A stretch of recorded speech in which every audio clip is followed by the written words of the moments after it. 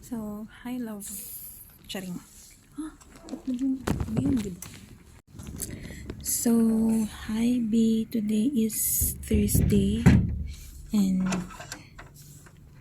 hindi. Wait lang. Huh? Ano ko?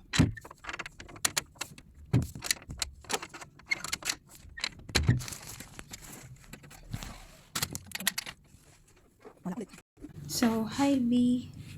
Today is Thursday at paalis na naman ako papuntang trabaho. So, yan. Wait. So, let's go.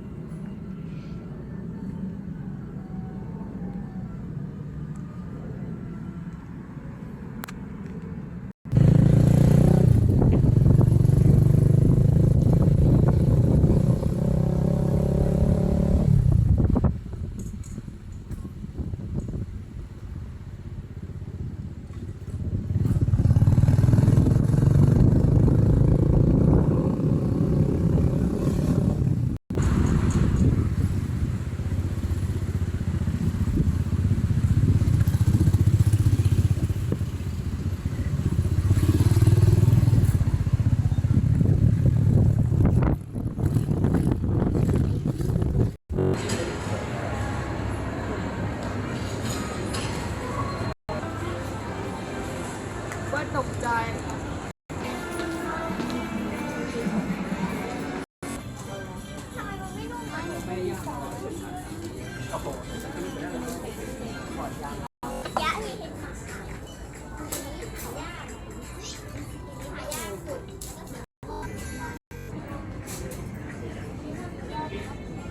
แม่ไปเอาไปให้กิน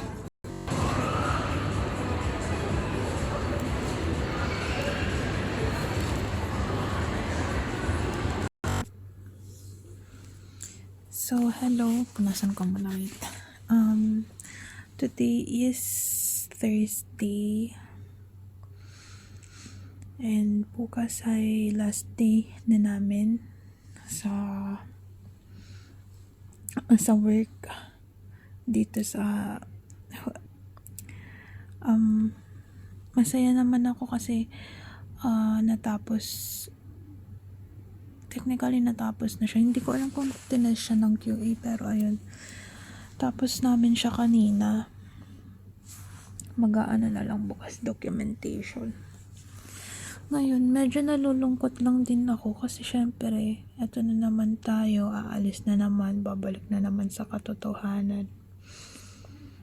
Pero masaya ako na nagkaroon ulit ako ng opportunity makapunta dito, kahit na nararamdaman ko yung pagbabago simula last year, tas ngayon na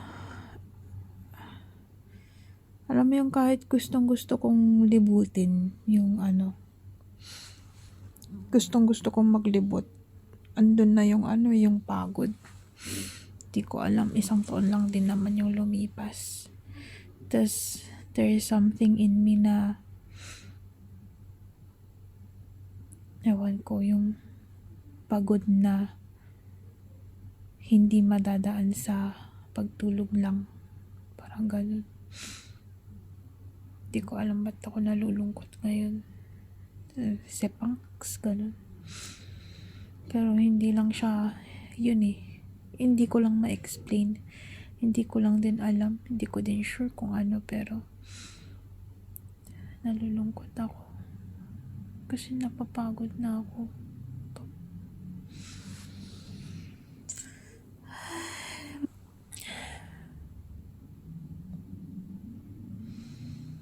Napapagod na ako na isipin kung paano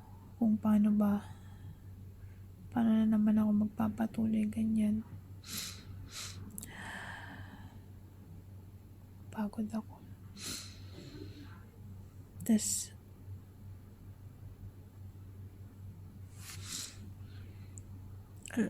ay nako,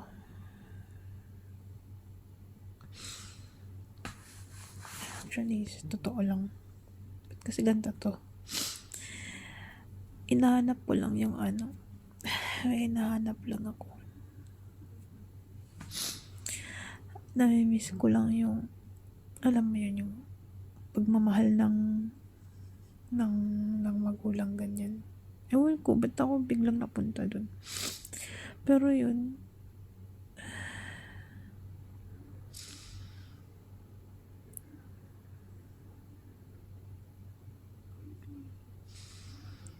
iniisip ko lang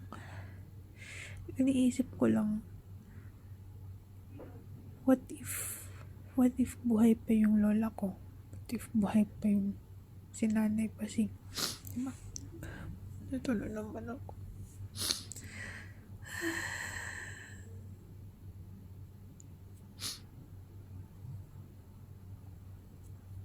Siguro may kuusap ako ngayon, hindi man ngayong oras na to kasi medyo late na, siguro kanina. Namimiss ko lang yung may nangangamusta ganyan. Ang arte, putik, walang nangangamusta sa'yo ganyan. Iniisip ko lang yung may aray, yung may care ganyan, tapos iisipin ko kung ano yung ipapasalubong ko sa kanya, na